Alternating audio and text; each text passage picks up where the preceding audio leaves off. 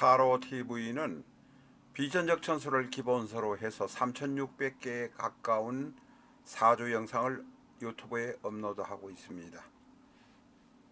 라타로TV의 비전적 천수는 이제까지 나왔던 명리서와는 근본적으로 다릅니다.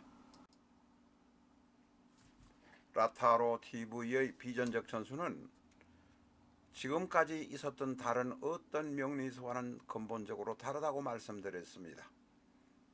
비전적 천수는 엑셀 형태로 편집되어 있습니다만 엑셀 형태로 편집되었기에 다르다는 의미가 아닙니다. 비전적 천수는 갑자부터 출발해서 개까지 가는 60의 간지, 60개의 기둥을 중심으로 해서 모든 사주이론을 편집해 놓았습니다. 자신의 생년, 생월, 생일, 생시만 아시면, 다시 말해서 그 네 기둥만 아시면 사주를 하나하나 비전적 천수의 내용과 대입시켜 보시면서 쉽게 사주에 접근하실 수 있습니다. 비전적 천수의 유튜브 영상은 지금 123회까지 올라가 있습니다. 비전적 천수 책의 중반 혹은 후반을 영상으로 보시기를 원하면 실전적 천수 영상 1기 영상 2기 영상을 활용해 주시기 바랍니다. 실전적 천수 310 예를 들어서 그렇습니다. 310 엔터 하시면 갑자에 관한 이야기, 갑인에 관한 이야기가 등장할 것입니다. 그렇게 공부하시면 쉽게 비전적 천수 책으로 실전적 천수 영상을 활용하시면서 공부하실 수 있습니다.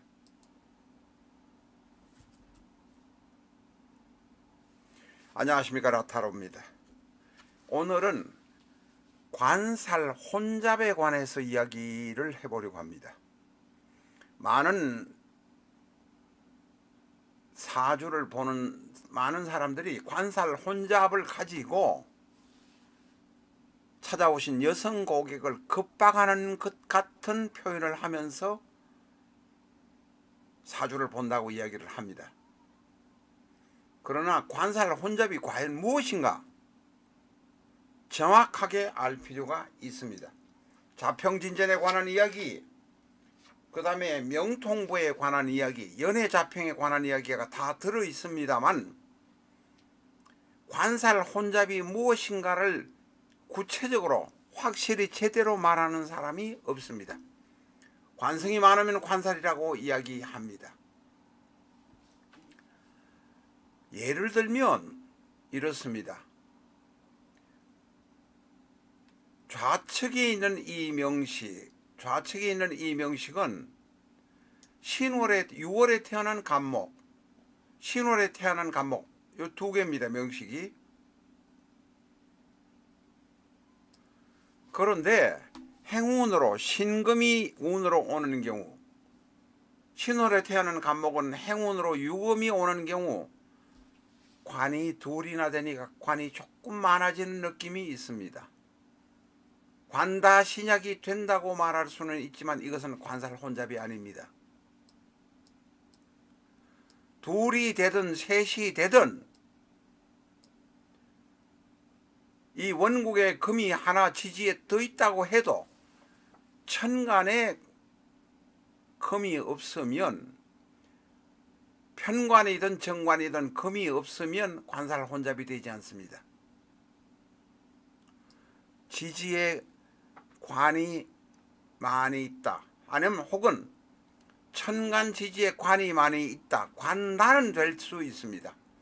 관다가 되면 일간이 조금 바빠지고 약해지기는 합니다. 그러나 이것을 가지고 관살 혼잡이라고 말할 수 없습니다. 또한 밑에 제일 좌측 밑에 있는 이 양식은 경신월주에다가 을유일주입니다. 대운으로 병신이 옵니다. 자, 행운으로 이렇게 왔습니다. 그렇다고 자, 천간에 경금이 있고 지지에 신금이 있지만 관다신약은 맞는데 관살 혼잡이라고 말하기는 곤란하다는 것입니다. 왜? 월간에 있는 경금이 신금, 유금이라는 뿌리를 가지고 있습니다. 그러니까 대단히 정관이 튼튼합니다. 격도 정관격입니다. 튼튼합니다. 대운이란 병신이 왔다고 해서 지지에 관성이 셋이 되었다고 관살 혼잡이라고 말할 수는 없다. 천간에는 경금 하나뿐이기 때문에 그렇습니다. 만약 하나뿐이라면 관살 혼잡이 아니다. 관다신약일 수는 있습니다. 내가 일을 많이 하고 사회적인 직책을 얻고 그러다 보니까 그 일에 매진하다가 내가 약해질 수는 있습니다.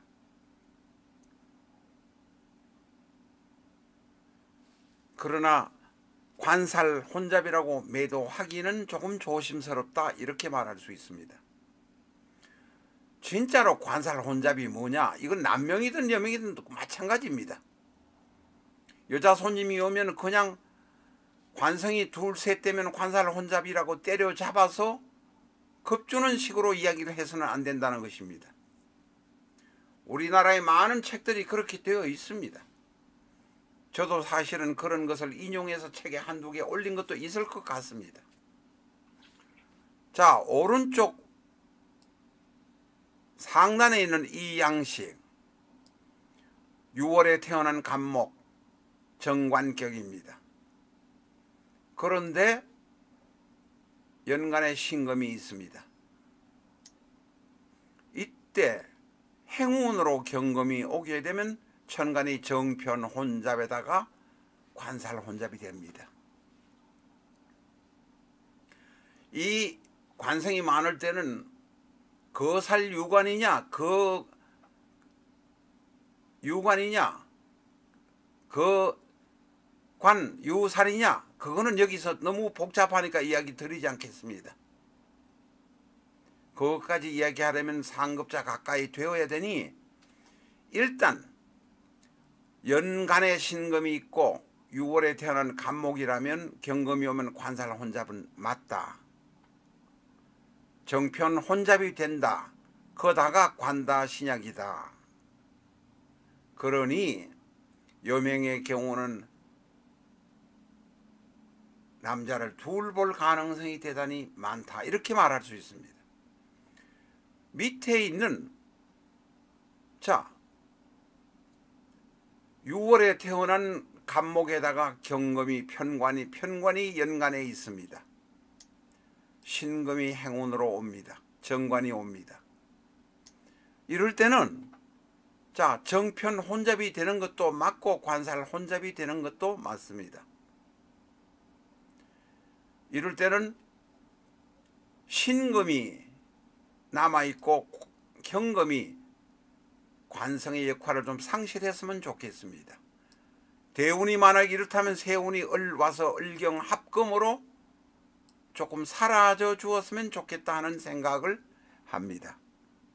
이럴 때 이제 대운으로 신이 오고 세운으로 을이 오면 을경합금 되어서 거하게 되니 사주가 조금 편해질 수 있다 이렇게 말할 수 있습니다. 어쨌든 오른쪽 상단에 있는 것처럼 천간에 정편 혼잡이 와야 관살 혼잡이라고 말할 수 있다. 좌측에 위에 있거나 좌측에 밑에 있는 것을 무조건 관살 혼잡이라고 말하면 안 된다라는 것입니다. 특히 하단 좌측에 있는 이것은 대운은 병이지만 만약에 세운으로 금이 오게 되면 관살 혼잡이 생기기는 합니다. 세운으로 그 한 해 동안은 관살 혼잡의 문제가 있을 수도 있다 이렇게 말할 수 있습니다. 관살 혼잡과 정편 혼잡, 관살 혼잡과 관다 신약을 착각하지 마시기를 부탁드립니다. 거살 유관, 거관 유살에 관한 이야기는 조금 깊은 이야기라서 생략하도록 하겠습니다. 라타로 TV 구독자에 한해서 비전적 전수를 65% 가격으로 특매하고 있습니다. 특매를 원하시는 분은 위에 전화로 연락 주시기 바랍니다. 감사합니다.